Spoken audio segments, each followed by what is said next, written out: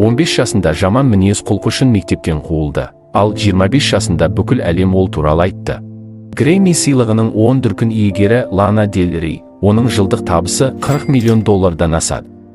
Ал концерт билеттері бірнеше секундта сатылып кетеді. Бала кезінде ол ішімдікке тәуелділіктен айығу үшін интернатқа жіберілді.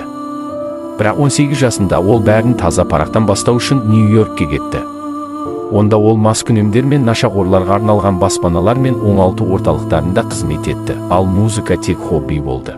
2011 жылы Lana Video Games әнін жазып, оны YouTube сайтында жариялады. Трек вирусқа айналды және ондаған миллион тыңдалымдарға ие болды. Ал Lana Del Rey әлемдегі ең танымал эстрада әншілерінің біріне айналды.